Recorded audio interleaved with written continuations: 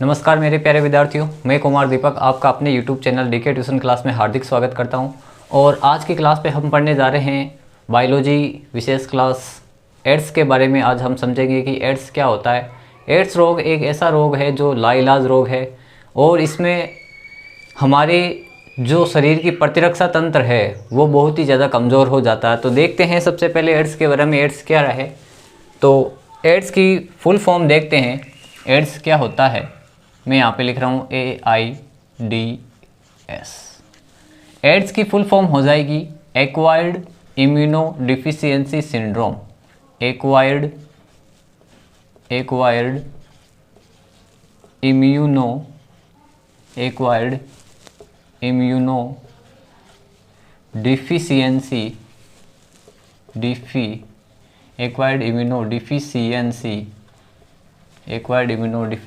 Syndrome SYND syndrome. Hindi में नाम हो जाएगा उपार्जित प्रतिरक्षा न्यूनता संलक्षण। उपार्जित प्रतिरक्षा न्यूनता संलक्षण।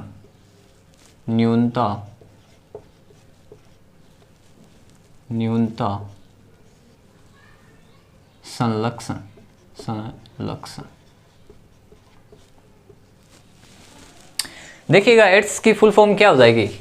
एड्स की फुल फॉर्म हो जाएगी acquired immuno deficiency syndrome. Hindi में अर्थ होता है उपार्जित प्रतिरक्षा न्यूनता संलक्षण। देखो, उपार्जित प्रतिरक्षा न्यूनता संलक्षण या एड्स क्या है। उपार्जित का अर्थ होता है कि मनुष्य जब अपने जन्म के बाद जो प्रतिरक्षा हासिल करता है उसे उपार्जित कहते हैं। ये आनुवंशिक नहीं होती है, ये मनुष्य द्वारा अपने जीवन में अर्जित की जाती है। प्रतिरक्षा न्यूनता यानी कि उसमें लक्षण कैसा हो जाएगा, प्रतिरक्षा, इसकी इम्यूनिटी पावर बहुत ही ज़्यादा कम हो जाएगी, उसे ही प्रतिरक्षा न्यूनता कहते हैं। फिर देखिएगा ये किस रोग, इसका वायरस क्या है, इसका कारक क्या हो जाएगा। कारक हो जाएगा इसका HIV। कारक क्या हो जाएगा HIV। इसका कारक क्या है भाई HIV इसका वायरस हो जाएगा जो कि एक रेट्रो वायरस कैटेगरी का वायरस है HIV वायरस। तो HIV का फुल फॉर्म क्या हो जाएगी। HIV human immuno deficiency virus. Human immuno deficiency virus के द्वारा एक ये जो एड्स रोग है वो फैलता है। और ये जो एड्स रोग का जो वायरस है HIV वायरस, वो एक प्रकार का रेट्रो वायरस है। कैसा है, रेट्रो वायरस है। इसमें सिंगल RNA होता है, डबल RNA होते हैं, 2 RNA होते हैं सिंगल स्ट्रैंड के। फिर देखिएगा कारक हो गया इसका HIV। इसकी खोज के बारे में देखते हैं कि इसकी खोज कब हुई थी। खोज हुई थी 1981 में। 1981 में एड्स रोग से ग्रसित पहला व्यक्ति अमेरिका में खोजा गया था और इस रोग का वायरस की खोज हुई थी 1982 में। तो देखिएगा मैं यहाँ पे लिख देता हूँ, खोज 1981 में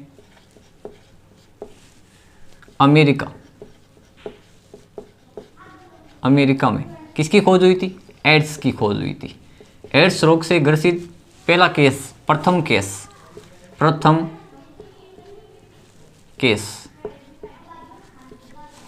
1982 में HIV वायरस की खोज की गई। किस वायरस की खोज की गई, 1982 में HIV की खोज की गई। HIV की खोज की गई अमेरिका में। 1981 में एड्स रोग से ग्रसित व्यक्ति की खोज की गई, एड्स रोग से ग्रसित व्यक्ति पाया गया और 1982 में HIV इस वायरस की खोज हो गई थी। देखते हैं फिर आगे की ओर कि ये जो एड्स रोग का वायरस है ये किस प्रकार से ह्यूमन सेल्स को इफेक्टेड करता है, किस प्रकार से मानव कोशिका को ग्रसित करता है, किस प्रकार से सिंगल स्टैंडर्ड आरएनए से किस प्रकार से डबल स्टैंडर्ड आरएनए यानी डीएनए में कन्वर्ट होता है।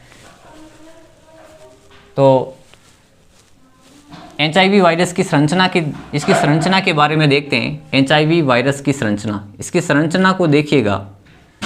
संरचना एचआईवी वायरस की संरचना, एचआईवी की संरचना। तो संरचना में सबसे पहले क्या हो जाएगा, इसमें इसका जो बाह्य आवरण होता है, वो किसका बना होता है, और आंतरिक आवरण और मध्य आवरण किन किन के बने होते हैं वो सबसे पहले हम देख लेते हैं। तो बाह्य आवरण किसका बना होता है, इसका बाह्य आवरण बना होता है इसका लिपिड प्लस ग्लाइकोप्रोटीन। किसका बना होता है, लिपिड प्लस ग्लाइकोप्रोटीन का बना होता है। ग्लाइकोप्रोटीन और लिपिड ये मिलकर इसका बाह्य आवरण का निर्माण करते हैं। और जो इसके भीतर का जो आवरण होता है, वो किसका बना होता है, भीतर का जो आवरण होता है वो बना होता है इसमें प्रोटीन का। किसका बना होता है, प्रोटीन का बना होता है। किसका बना होता है, प्रोटीन का। और मध्य में क्या होता है, मध्य में इसके जो इस वायरस का जो मध्य भाग होता है, मध्य भाग में क्या पाया जाता है, मध्य भाग में पाया जाता है दो सिंगल स्टैंडर्ड आरएनए पाए जाते हैं। दो सिंगल स्टैंडर्ड आरएनए पाए जाते हैं जिनके ऊपर क्या जुड़ा होता है, रिवर्स ट्रांसक्रिप्टिव एंजाइम जुड़ा होता है। रिवर्स ट्रांसक्रिप्टिव एंजाइम जुड़ा होता है। क्या जुड़ा होता है, रिवर्स REVERS, रिवर्स ट्रांसक्रिप्टेज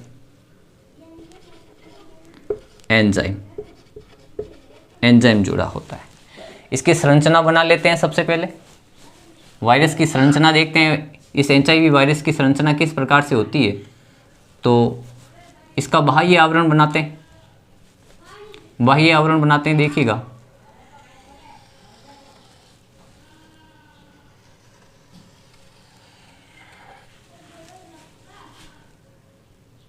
दो स्तरों का बना होता है इसका बाह्य आवरण।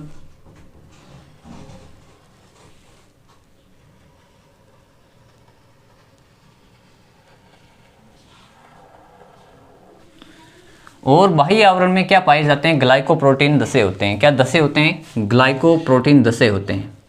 ग्लाइकोप्रोटीन बना देते हैं अपन।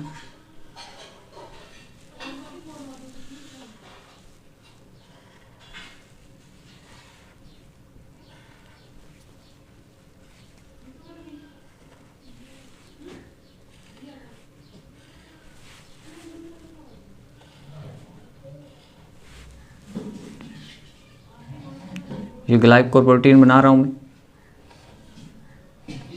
ये ग्लाइकोप्रोटीन दो प्रकार के होते हैं। इसमें दो प्रकार के ग्लाइकोप्रोटीन इसमें पाए जाते हैं।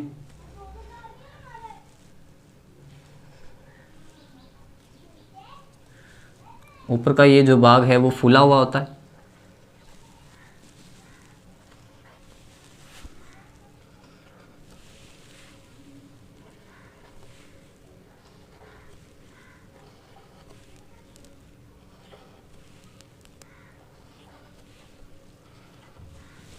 ये फूला हुआ भाग रहता है इसमें। उधार कर देते हैं इसको।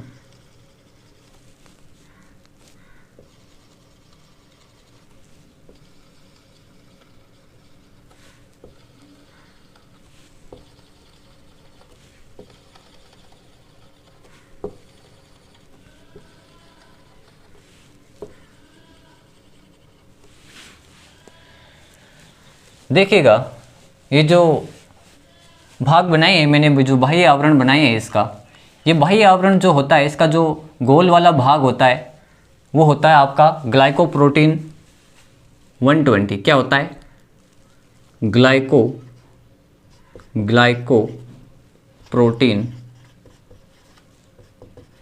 120 क्या होता है। ये जो फुला हुआ भाग होता है वो क्या होता है, ग्लाइकोप्रोटीन 120 भाग होता है। क्या होता है, ग्लाइकोप्रोटीन 120।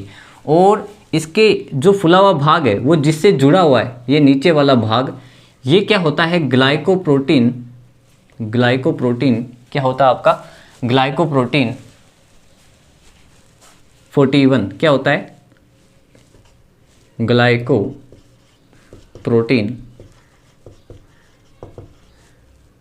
41।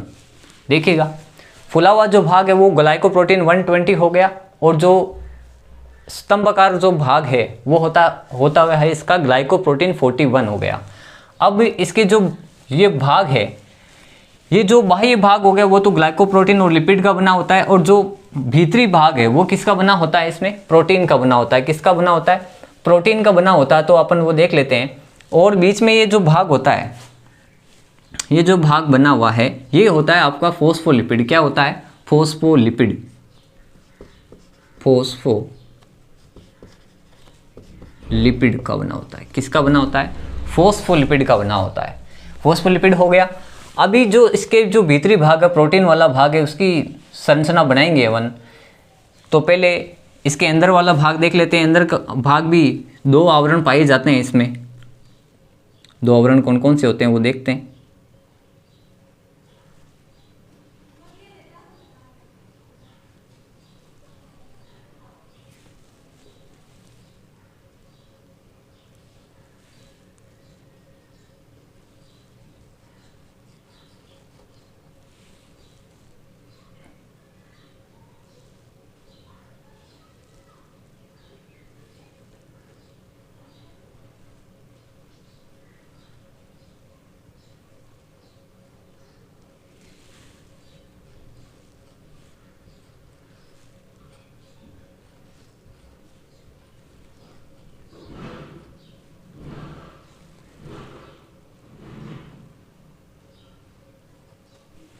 ये इसके भीतर का जो अंदर वाला भाग हो गया। और इसके अंदर एक संरचना और पाई जाती है, एक लेयर और पाई जाती है,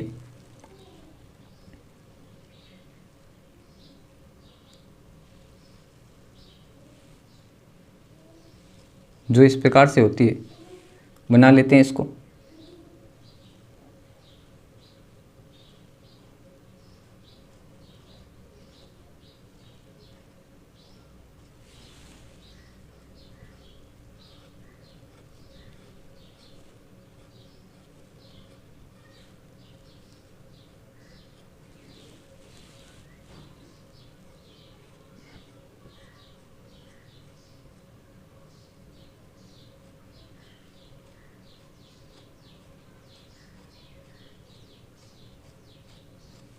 और इसके अंदर पाया जाता है आरएनए। इसके अंदर क्या पाया जाता है, आरएनए पाया जाता है।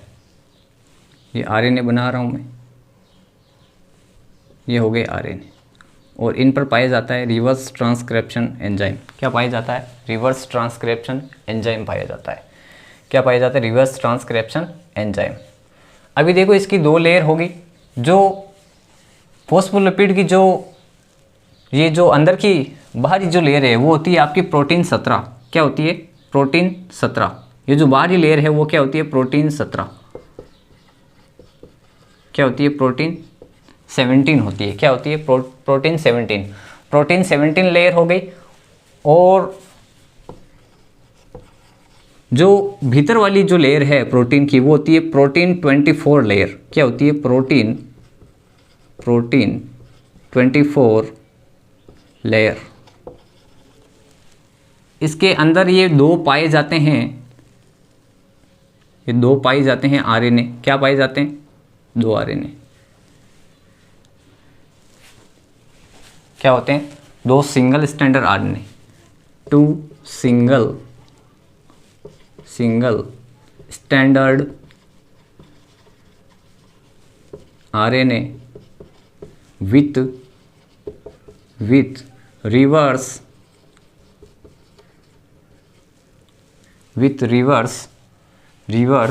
ट्रांसक्रिप्टेज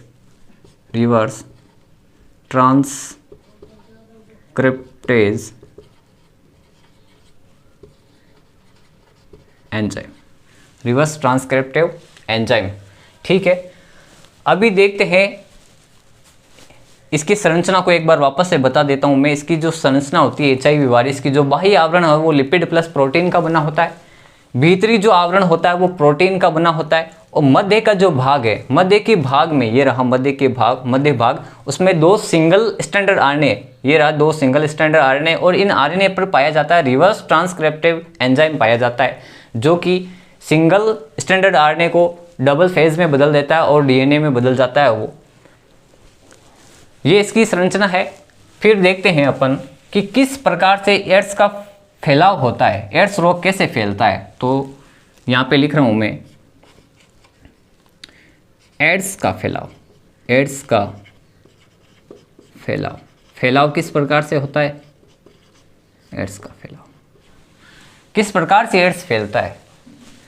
अगर कोई व्यक्ति है वो संक्रमित व्यक्ति से, या कोई महिला है या कोई पुरुष है जो इन्फेक्टेड है, एड्स से ग्रसित है, और कोई स्वस्थ व्यक्ति या महिला उसके साथ यौन संबंध स्थापित कर रहा है, तो वो दोनों ही एड्स से ग्रसित हो जाएंगे।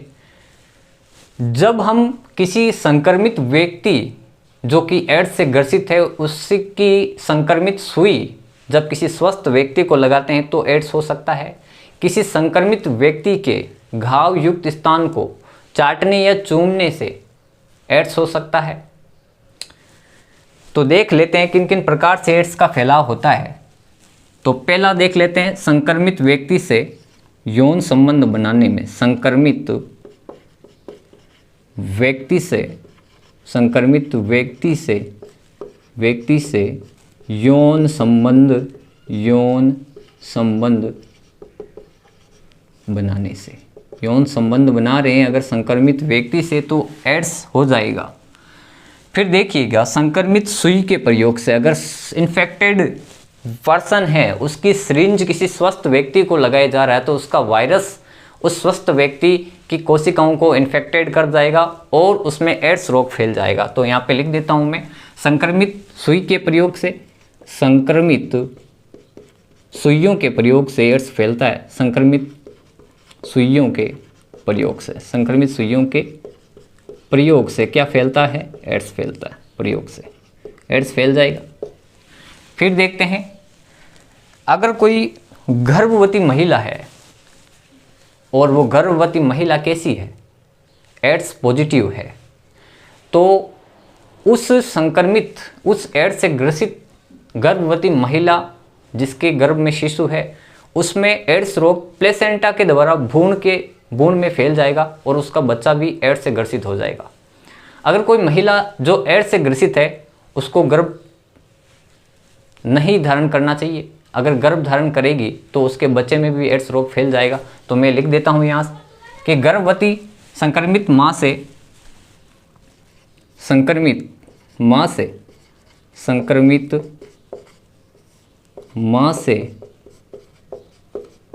प्लेसेंटा के द्वारा, प्लेसेंटा इसको बोलते हैं अपरा के द्वारा भ्रूण में फैल जाता है, बच्चे में, भ्रूण शिशु में फैल जाएगा रोग। ठीक है, आगे देखते हैं कि किस प्रकार से ये जो वायरस है वो एक कोशिका को, एक स्वस्थ एनिमल सेल को किस प्रकार से इन्फेक्टेड करता है। तो मैं यहाँ पर बना रहा हूँ इस वायरस का अटैक किस प्रकार से होता है मानव कोशिका में। तो ये एक HIV वायरस सेल हो गई, HIV वायरस सेल हो गई। इसमें ये हो गया RNA हो गया जिसमें रिवर्स ट्रांसक्रिप्टिव एंजाइम लगा हुआ है, ये लगा हुआ है। ये इसका प्रोटीन आवरण हो गया, प्रोटीन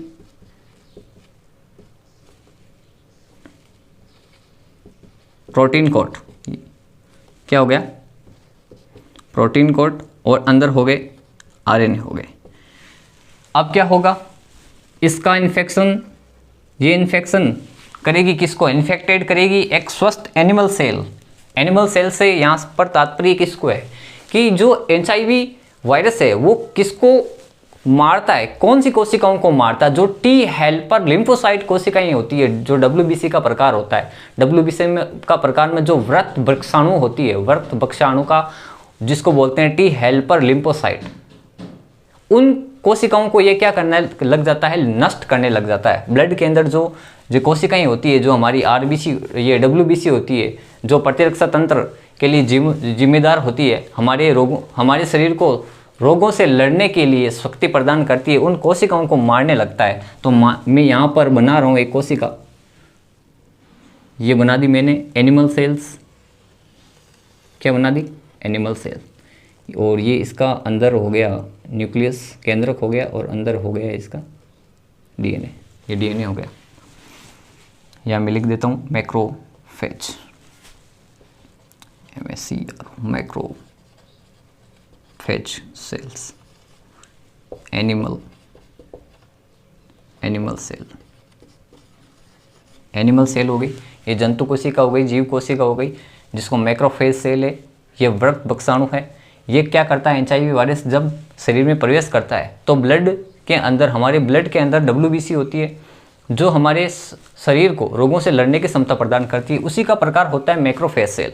ये HIV वायरस क्या करता है, अपने ब्लड की जो टी हेल्पर लिम्फोसाइट जो कोशिकाएं होती है, टी हेल्पर लिम्फोसाइट कोशिकाएं, टी हेल्पर लिम्फोसाइट सेल, उनको नष्ट करने लगता है। क्या करने लगता है? नष्ट करने लगता है।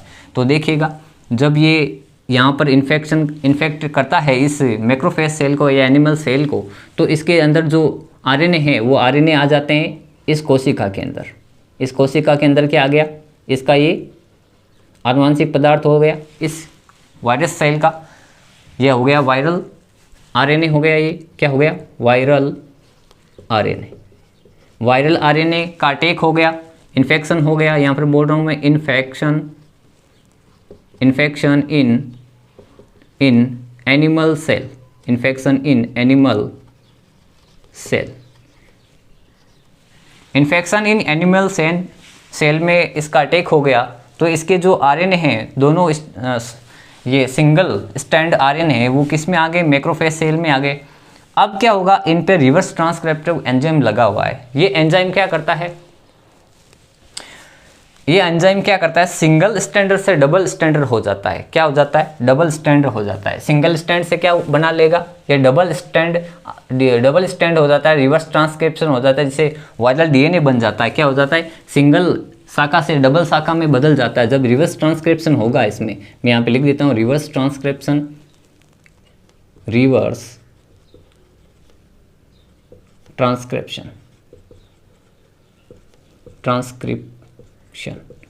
ट्रांसक्रिप्शन हुआ तो किस में बदल गया? ये जो सिंगल फेज थी वो किस में बदल गई? डबल फेज में बदल गई। किस में बदल गई? डबल फेज में बदल गई। देखिएगा, ये सिंगल फेज किस में बदल जाएगी? ये सिंगल फेज बदल जाएगी डबल फेज में। किस में बदल जाएगी? डबल फेज में बदल जाएगी। और ये हो गया, क्या हो गया इसका? क्या हो गया इसका? वायरल DNA बना लेगा। क्या बना लेगा? रिवर्स ट्रांसक्रिप्शन जैसे होगा तो वायरल DNA से क्या बन जाएगा? वायरल RNA से क्या बन जाएगा? वायरल DNA बन जाएगा। क्या बन जाएगा? Viral DNA। ये वायरल DNA इस कोशिका के न्यूक्लियस केंद्रक में जाकर इसके DNA के साथ जुड़ जाता है। तो मैं इसको जोड़ देता हूँ इसके DNA से, ये जुड़ गया। ये लिख देता हूँ मैं वायरल DNA। अब क्या करेगा? ये इस कोशिकाओं को स्वतः आदेश देता है और क्या बना लेता है? RNA, सिंगल स्टैंडर्ड RNA बनाने लग जाता है, जिसकी वजह से ये HIV वायरस की फैक्ट्री कहलाती है। क्या कहलाती है? HIV वायरस फैक्ट्री कहलाती है आपकी मैक्रोफेज। HIV फैक्ट्री क्या कहलाती है? HIV factory. क्यों? क्योंकि ये बहुत सारे क्या बनाने लगती है? RNA बनाती है। क्या बनाती है? RNA बना लेती है, बहुत सारे RNA, जिसकी वजह से हमारी जो शरीर की प्रतिरक्षा तंत्र है वो बहुत ज़्यादा कमज़ोर हो जाता है। क्या हो जाता है? बहुत ज़्यादा कमज़ोर हो जाता है, और व्यक्ति को बहुत सारे अन्य रोग हो जाते हैं। जैसे मान लो वायरस से ग्रसित वायरल डिजीज़ हो जाएंगे, उसको बैक्टीरियल डिजीज़ हो जाएंगे, जो भी आपके ये यीस्ट संबंधित रोग है वो हो जाएंगे, प्रोटोजोन संबंधी रोग है वो हो जाएंगे, कवक संबंधी रोग हो सकते हैं। कोई भी बीमारी होगी, नॉर्मल से नॉर्मल बीमारी है, उससे भी वो व्यक्ति ग्रसित हो जाएगा। तो एक बार आप इसका स्क्रीनशॉट ले लें। फिर बढ़ते हैं हम अगली स्लाइड की ओर।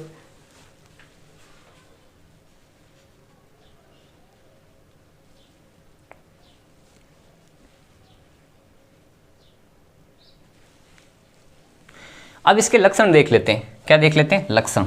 तो देखिएगा इसके लक्षण क्या हो जाएंगे। लक्षण देखते हैं।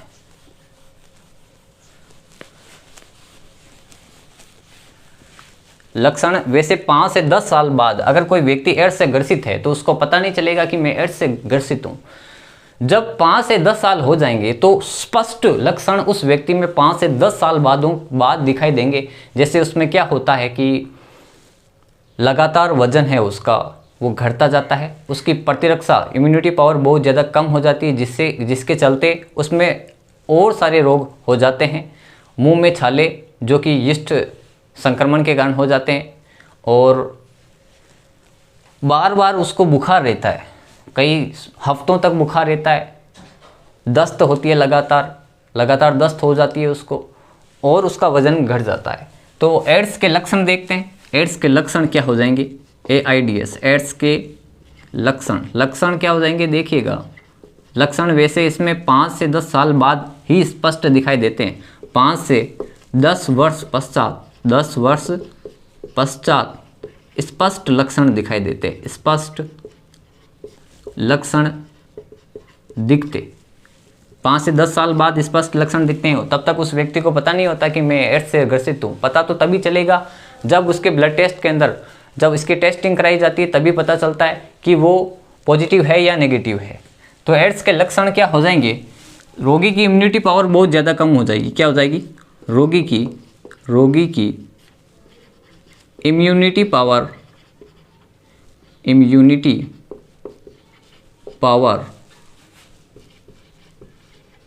कम हो जाती है। कम क्यों हो जाती है?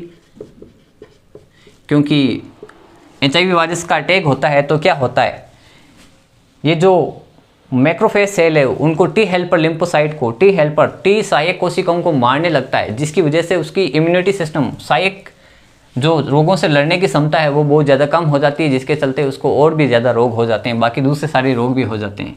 उसका वजन लगातार घटता जाएगा, वजन लगातार घटता जाता है। तीसरा लक्षण क्या हो जाएगा उसमें? वजन लगातार घटता है, बार बार उसको बुखार व खांसी आए, बार बार बुखार आता है उसको, बुखार के साथ उसको दस्त भी लगती है, बार बार कई हफ्तों तक बुखार आ जाता है, बार बार बुखार व दस्त आना। चौथा केस क्या हो जाएगा इसमें? गला खराब रहता है, गला खराब हो जाता है, उसका खराब हो जाता है, बलगम जमा रहता है, गला खराब व लगातार खांसी आना, लगातार खांसता रहता है वो, लगातार खांसी आना। उसकी जो शरीर की लसिका ग्रंथियाँ हैं वो फूल जाती है। लसिका ग्रंथियाँ होती है, लसिका तंत्र होता है हमारे शरीर में, जैसे यहाँ पे गोल गोल नसें होती हैं जो क्या होती है, फूल जाती है। जो जननांग वाले क्षेत्र होते हैं वहाँ भी ये लसिका पाई जाती है, वहाँ भी ये आकार में फूल जाती है, सूजन आ जाती है इनमें, तो गला खराब हो जाता है। वो मैं लिखता हूँ लसिका ग्रंथियाँ फूल जाती है, लसिका ग्रंथियाँ फूल जाती है, सूजन आ जाती है इनमें, फूल जाती है, लसिका ग्रंथियाँ फूल जाती है। मुंह में छाले हो जाते हैं। मुंह में छाले क्यों होते हैं? यीस्ट का संक्रमण होता है, उसके मुंह के अंदर क्या होता है?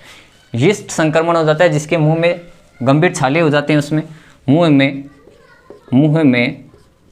में क्या हो जाते हैं? छाले। ये छाले क्यों होते हैं? यीस्ट संक्रमण के कारण इसमें छाले हो जाते हैं। यीस्ट संक्रमण के कारण यीस्ट संक्रमण हो जाता है उसमें, यीस्ट मुंह के अंदर यीस्ट का संक्रमण हो जाता है, जिसके चलते उसके मुंह में क्या हो जाते हैं? छाले हो जाते हैं। क्या हो जाते हैं? छाले हो जाते हैं। तो ये तो इसके लक्षण थे कि कोई व्यक्ति एड्स से ग्रसित है तो उसमें कौन कौन से लक्षण स्पष्ट रूप से दिखाई देते हैं। स्पष्ट लक्षण कम से कम 5 से 10 सालों बाद ही स्पष्ट दिखाई देते हैं।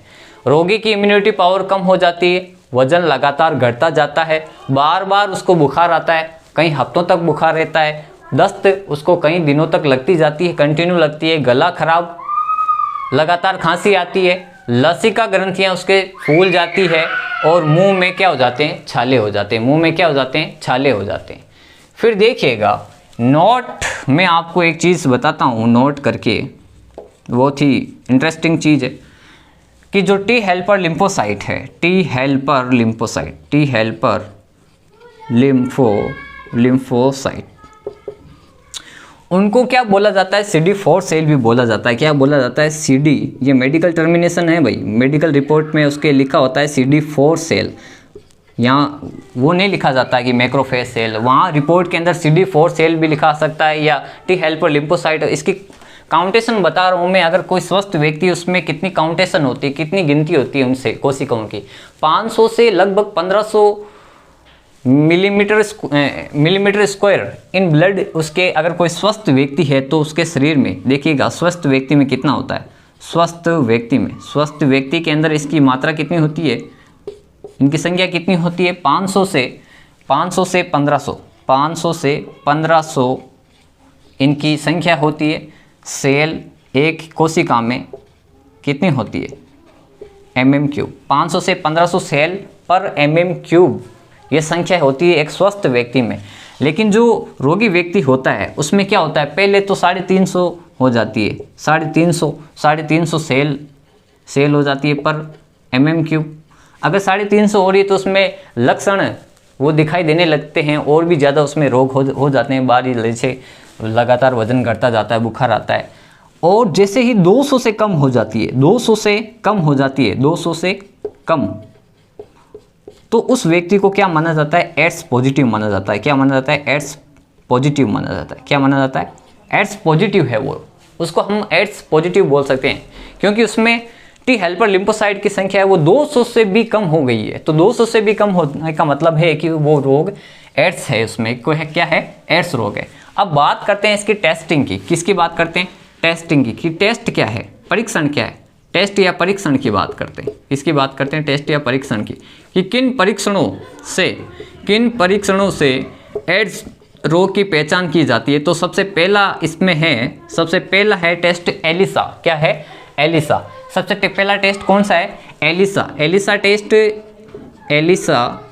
जिसकी वजह से एड्स रोग की पहचान की जा सकती है कि उसमें एड्स रोग है कि नहीं है, एलिसा हो गया। फिर दूसरा हो गया वेस्टर्न ब्लॉट। कौन सा हो गया, वेस्टर्न ब्लॉट। कौन सा हो गया, वेस्टर्न ब्लॉट। ये वेस्टर्न ब्लॉट रोग हो गया। और तीसरा उसमें हो गया सलाइवा टेस्ट। ये वेस्टर्न ब्लॉट एलिसा से थोड़ा सस्ता होता है, इसलिए एलिसा टेस्ट कराए, थोड़ा एक्सपेंसिव होता है, थोड़ा महंगा होता है, इसलिए वेस्टर्न ब्लॉट ज़्यादा प्रचलित है। तो ये थी आपके एड्स के बारे में नॉर्मल जानकारी। एड्स रोग से बचाव ही उपाय है, इसकी कोई अभी दवाई नहीं बनी है। तो एड्स रोग क्या कर सकते हैं कि एड्स रोग को रोका जा सकता है। तो देखिएगा, एड्स रोग को रोकने का उपाय यही है कि अगर कोई दंपति है वो संबंध स्थापित कर रहा है तो अपने जीवन साथी के साथ ही संबंध स्थापित करना चाहिए उसको, और किसी अन्य महिला के साथ असुरक्षित यौन संबंध उसको स्थापित नहीं करना चाहिए। अगर संबंध स्थापित भी हो रहा है तो परिवार नियोजन युक्तियों का इस्तेमाल करना चाहिए। बचाव ही उपाय है। एक बार आप इसका स्क्रीनशॉट ले लें, फिर मिलते हैं अपनी नई क्लास की ओर। ऐसी ही इंटरेस्टिंग बायोलॉजी क्लास के लिए मेरे चैनल को लाइक, कमेंट और शेयर करो, और आपको क्लासें मिलती जाएगी। तब तक के लिए पढ़ते जाओ। जय हिंद, जय भारत।